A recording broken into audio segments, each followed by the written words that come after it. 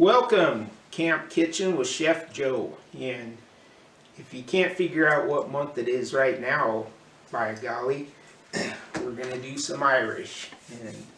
And today we're going to make an Irish soda bread that'll go great with a corned beef and cabbage. And we're also going to brine a beef brisket for your corned beef or cabbage or pastrami.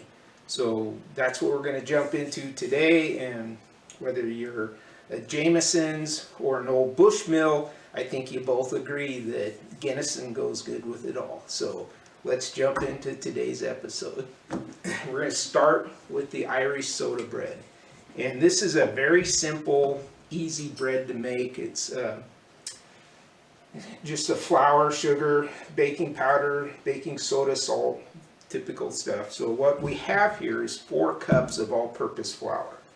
And then I've already pre-mixed. I have our sugar, baking powder, baking soda, salt right here. And that's all mixed in there. And then the important part is when you're doing breads like this, really get these dry ingredients mixed up first and make sure it's distributed throughout.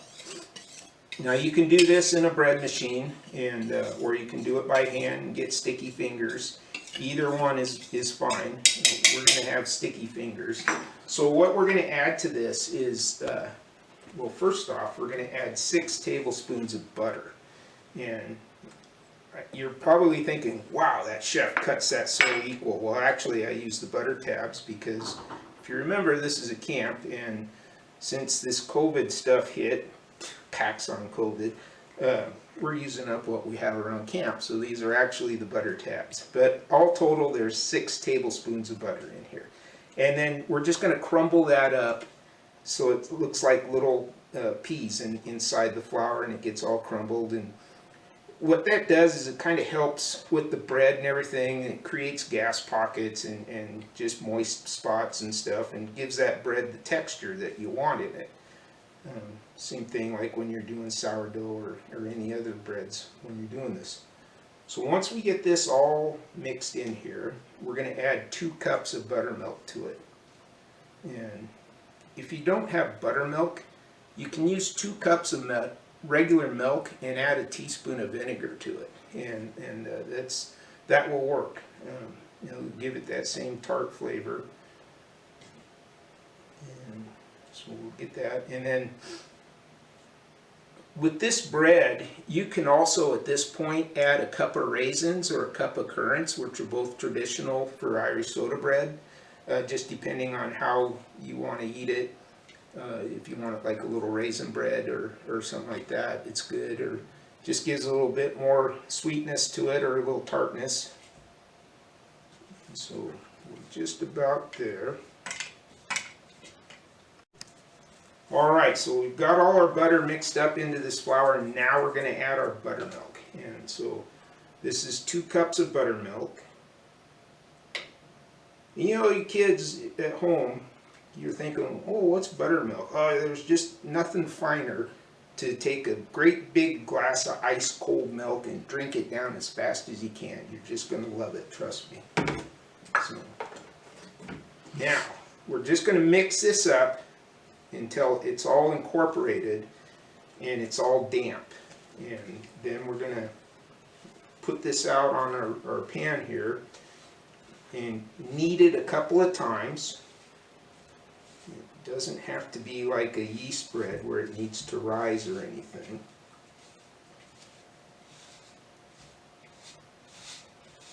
Alright, so it's just moist, and that's about where you want it. All out here.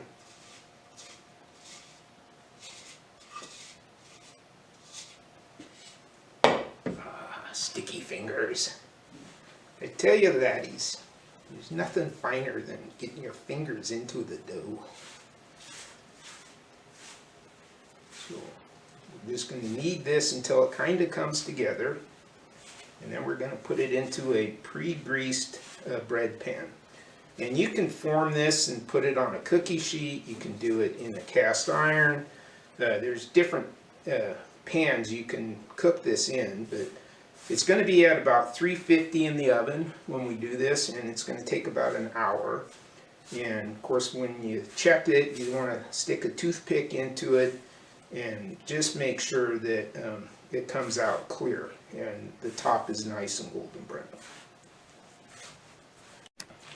All right, so we've got our moisture and everything incorporated into this dough, and we've kneaded it about 8, 10, 12 times. So now all we're going to do is we're going to shape this into our bread pan, and this is a pre-greased pan that I've greased earlier, and we'll get that in here, and then we're just going to pat that into the pan, and then we're going to put this in the oven at 350 degrees for about an hour.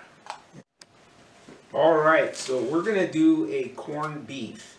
Now this is a whole brisket here, and there's two sides to the brisket, two parts. This is called the flat side over here, and then this is called the tip or the heart. So traditionally you use the flat side for doing like corned beef and cabbage and things like that, and then this beauty over here we use to make pastrami. The brine is actually the same, so what we're going to do today is just brine this, and it's going to brine for about 10 to 14 days. Then you're going to pull it out, you give it a good rinse, and then however you're going to cook it. What we're going to do is we'll do a traditional corned beef and cabbage style with this, where you're going to put it into a pot of water about an inch above the meat, and then you're going to boil it. And you boil anywhere from 3 to 4 hours, and you bring it up to a boil and then reduce it and let it simmer. And then in that last hour, what you want to do is cut your cabbage into wedges and put your cabbage and your carrot and your potato in there with that. It'll reduce the heat initially, then it'll come back up to a simmer, and let it simmer, and then turn it off and just let it set for a few minutes while you're pulling everything else. Pull your brisket out and you can slice that, and then your vegetables are going to be just nice and crisp and cooked perfect. For this pastrami side, what we'll do is I'll put this into a smoker and I'll give it a light smoke for about 2 to 3 hours, and then I'm going to pull it out and I'm going to mix regular mustard and brown sugar, and I'm going to put a nice coating of that on here, and I'm going to put it in the oven at 350 for about an hour and a half, 2 hours, until it comes out at about 150. So that'll be just perfect, and then you just slice that thin, and you got pastrami on rye with a little Russian dressing and some Swiss cheese and sauerkraut, and you're going to be so popular you just I can't tell you. It's just going to be great. So what we're going to do though is we're just going to brine this for today, and most of the time people do their corned beef, they just buy that packet at the store, and it's got the beef is sodium brined and cured, and who knows what else they got thrown in there, and then you get this little bitty packet of spice mix, and basically like a pickling spice. So we're making our own spices here, and these are what I use. It's just a suggestion of what you can use. You can add coriander or different things, and the recipe that we have printed and stuff, and what we're going to tell you the amounts, is actually for about a 4 to 5 pound brisket. This is a 15-pound brisket, and so I've trimmed off the fat, and for gosh sakes, don't throw your fat away. Just bag it up, make some sausage with it or something, put it in the freezer, use it. If you got a dog you really love, the dog will eat it. So what we have here is 2 quarts of water, and what we're going to add to this is we have a cup of kosher salt, and then we have a half a cup of brown sugar. And you're going, Chef Joe, that doesn't look like a half a cup. Well, these are actually doubled to take care of this. So this is pink salt, and it's called pink salt, saltpeter. whatever you name it goes by, it's a curing salt, and it's sodium nitrate and sodium nitrite. And so that's what gives it that nice red color and preserves the meat. When you buy this and you look at it, you're going to say, well, Chef Joe, it says 1 tablespoon for 5 pounds of meat. Well, that's true if you're dry brining it. We are adding this into a liquid moisture, and so this is 5 tablespoons of the pink salt. And it's got the pinkish color in it. You can pick it up at any of your wholesale stores or Cabela's or any of the sporting goods stores where they sell sausage making material. So we've added that into there. And now we've got a couple of cinnamon sticks.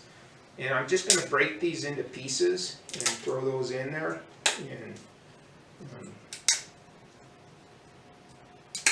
get that out of the way there. And then I love mustard seed.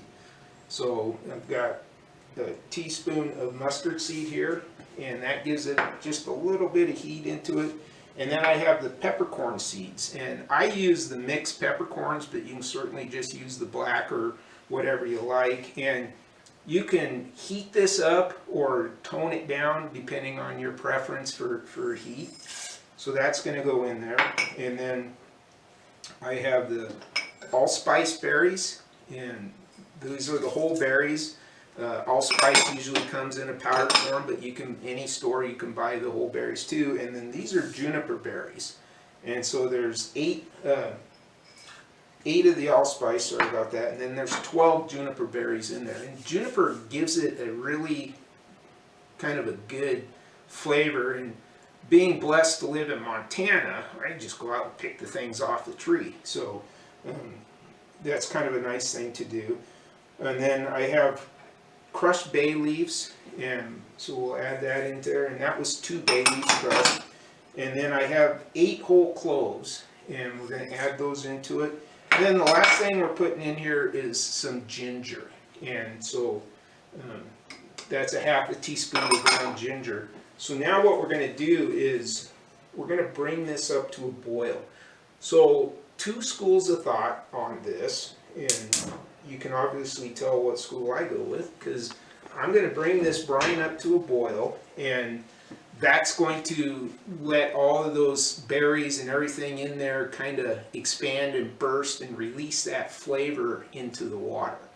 The other school is you put all your dried seasonings, spices into a frying pan and heat that up, and that will do the same thing. It'll open up and make those more aromatic and smell, you know.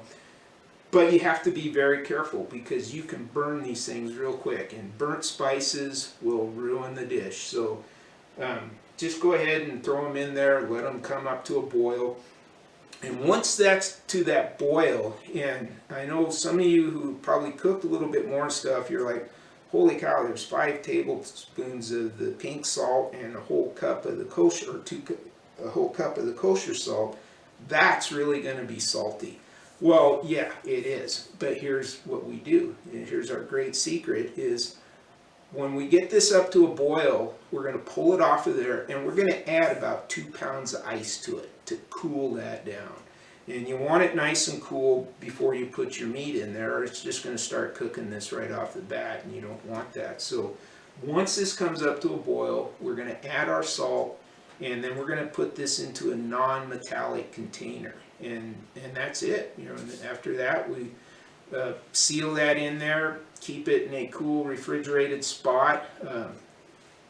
In Montana here, if you don't have to worry about a bear coming out of hibernation early, you throw it on your back deck, because it was 16 degrees this morning and 51 degrees today, so it'll stay out there nice and cool. And you're going to turn this every day. That's the only minor part of this whole thing, is you want to flip this, and it's not necessarily, it's helping keep the meat, make sure every part of it gets the brine into it, but it's also helping to keep that nice and stirred up. So like I said, we're going to cut this, and we're going to go pastrami and corned beef. And so where you cut it is totally up to you. And so When this is all done, you're just going to have this nice layer. You'll have your layer of fat in there and stuff, and then on your corned beef side, it'll be the same thing. So the brine is the exact same thing, so we're just going to bring this up to a boil. We're going to put it into our container with the ice, and then we'll be done with this. Alright, so we've got everything in here, and we've got it all boiled up, and it's just, oh, it smells so good. So now, what I'm going to show you and talk to you about here real quick is just taste this brine before you put your meat in.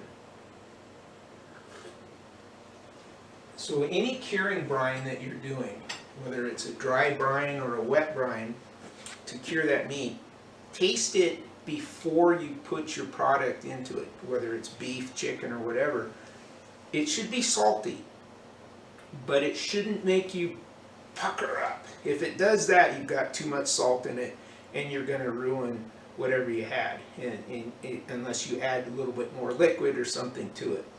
This is just perfect. It has a little slightly salt content, more than what, but once we add it into this ice, that's going to dilute it even better, and then it'll just be perfect. So we're just going to pour this in here, and I'm using this bucket because, like I said, we've got a 15-pound brisket here. But on a 4 to 5 pound brisket, you can use a 2-gallon Ziploc bag, or you can use one of the square, larger Tupperware containers with the lid on it, like you stack the cookies in at Christmas time. And that's all just going to come right down and be perfect. So you're going to cool this down. That's what the ice helps do, and it helps it get to that point. And then you want this right around 45 to 48 degrees chilled before you put the meat into it. So if you needed to put this into a refrigerator or something to cool it down either further, go ahead and do that.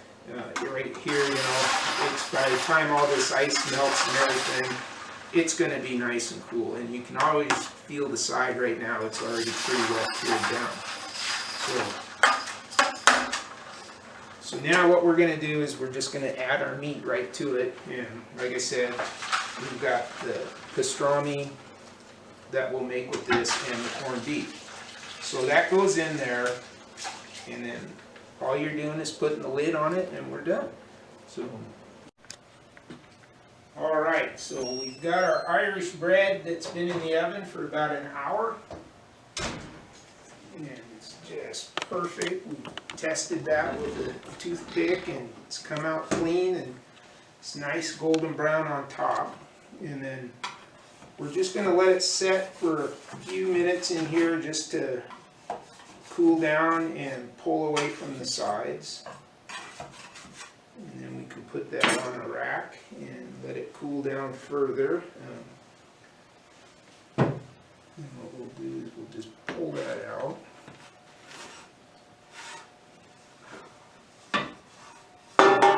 Did I not tell you that this was just going to be beauty? I know you're jealous. Chef, you're going to break it.